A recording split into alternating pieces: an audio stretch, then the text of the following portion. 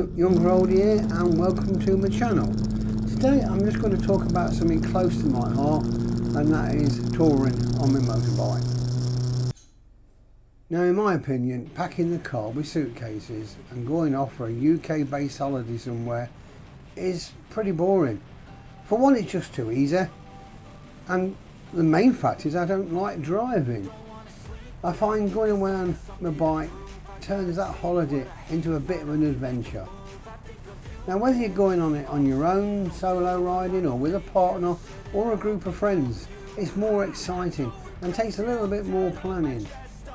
I used to load up the camping gear and enjoyed many weekend rallies, or just going to various sites around our coastline. My wife doesn't really like camping, so basically now trips have to be a decent B&B with a nice room, ensuite bathroom, coffee making facilities and a full English breakfast.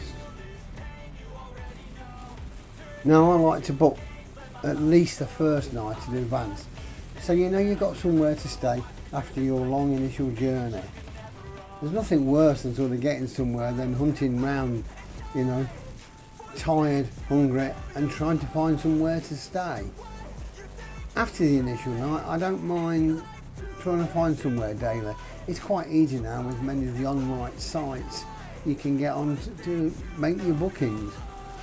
If you're touring a popular area at peak times, then it may be best to look at booking some more accommodation before you travel.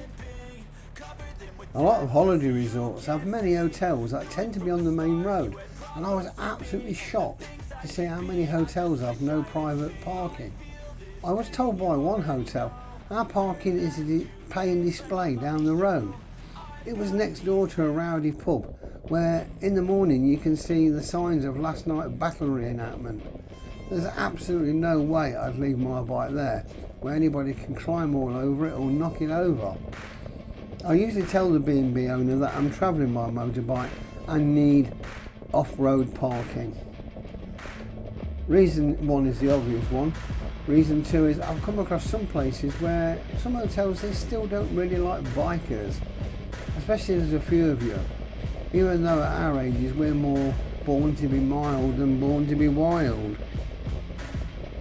I like to book the hotel within walking distance of civilization, as I like to go out for a short walk to a pub or a restaurant for that evening meal.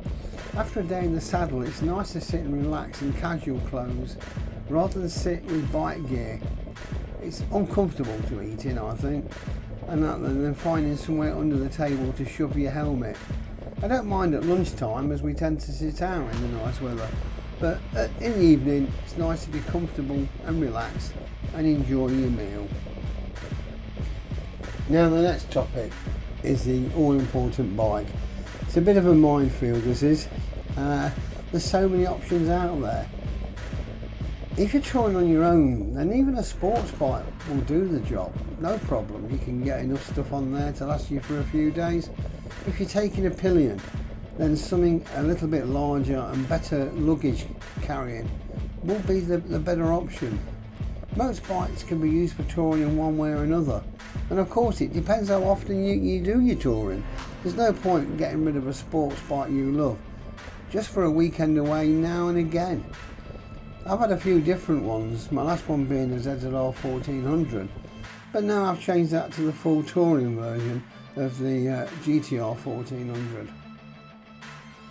In the past I've had a couple of Honda Blackbirds, they did the job very well, and then my first ZX10, which was really the pre-runner of the ZZR 1100, and the ST Triumph Sprint, all perfectly adequate bikes to go on a tour on. Luggage is a crucial part of the bike when doing the touring. I used to use soft throw over panniers.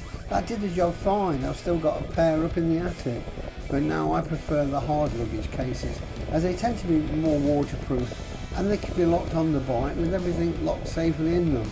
You get off your bike and you go off for a walk somewhere. I don't like leaving the pannies exposed. Anybody could just untie them and walk off with them. There are many brands to choose from, but do make sure the rack needed for the panniers will fit your make and year of bike. Example, I had a Jiffy rack on my Gen 1 ZZR, but Jiffy and Kawasaki say the racks will not fit the Gen 2 bike. Mine did. It did fit okay. I just needed a couple of spacers, which were a little piece of steel with 2 holes in it to make a bit of a spacer. It wasn't essential, it just gave a little bit more clearance to make sure the rack didn't scuff on the paintwork. I now have a top box as well, which does help. My wife always used to wear a rucksack, but yeah, I must admit it's now better that she's got the top box. We can put more stuff in there and it gives her something to lean up against. Bike breakdown recovery is essential. That's what happens if you get a puncture in the middle of nowhere. It's not a case of just go to the boot and take out the spare tyre. I was coming off the Belfast to Stranraer ferry once, and my front brakes didn't feel right. Stopped to have a look, and yeah, something had gone wrong with the caliper. I was able to limp back to the accommodation, but I got breakdown in the morning to take me to the shop to get it sorted, and basically my brake pads had fell out.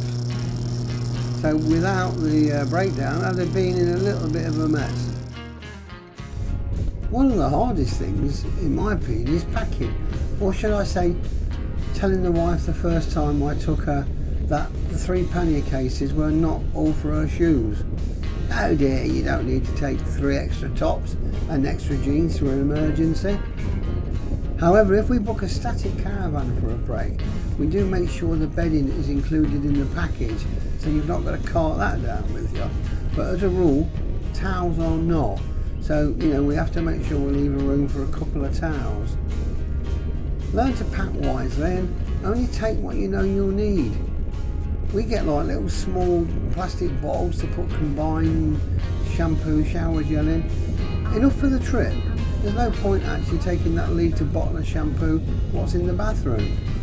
I put these bottles inside a pair of trainers, along with other toiletries, so they don't take up any extra space here.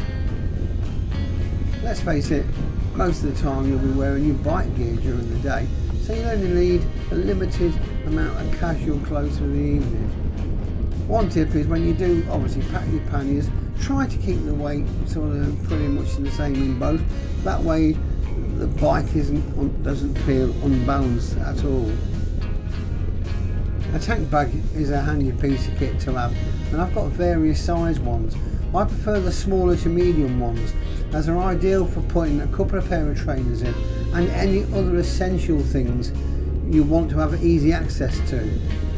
The map book part, I tend to put ferry tickets, passports and other documentation. It just makes it so much easier to use and carry around with you when you get off the bike for a coffee stop, etc. Your wife prefers the large ones, as that's an extra 2 pair of shoes and anything else you can cram into it, but it's too heavy to lug around with you for any length of time. I always used to carry a tin of chain lube in a tank bag, but as my bike now has a shaft drive, I don't need to do that anymore. Good waterproof clothing is needed for touring. In fact, it's essential, as we can never be sure what the weather's going to do. On my last Scottish trip, I made the mistake of taking a jacket with a dodgy zip that did break, and on the way back down to Yorkshire, it chucked it down. I was absolutely soaked to the skin. I was so cold to the point that I almost missed the last night and stopped off at some services,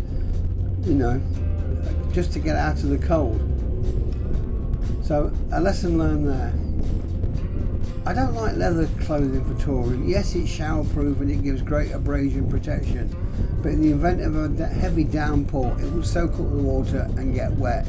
And I don't just mean wet, it stays wet for about a couple of days for it to dry out.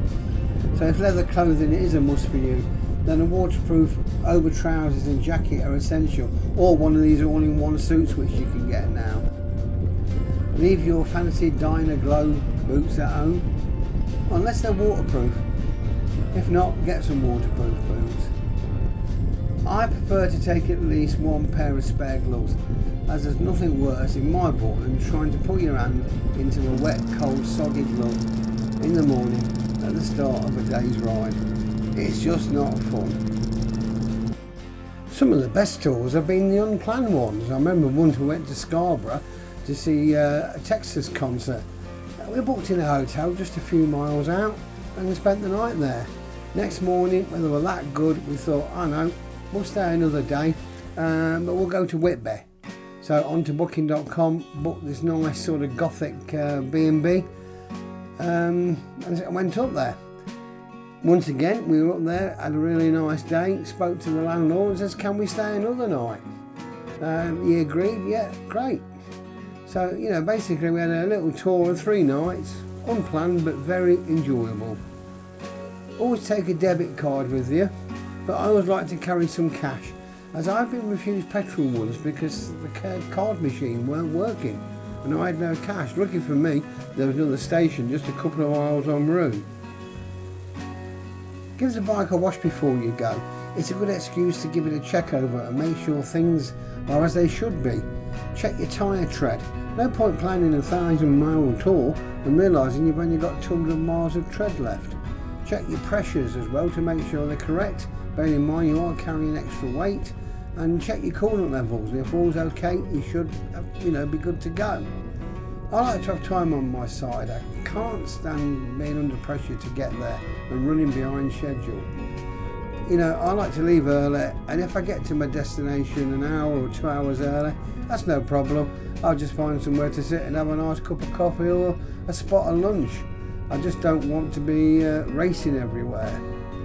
Try and go with a small group at first and all get along with each other. As if there's any animosity in the group, it can dampen spirits and it can certainly ruin the holiday. Touring is a wonderful way to enjoy your bike and have a great holiday. If you've never done it, give it a go and make some memories that will last a lifetime. Well, thanks for watching. I hope you've enjoyed it and found some interest in the content. Please tick. Subscribe is always nice.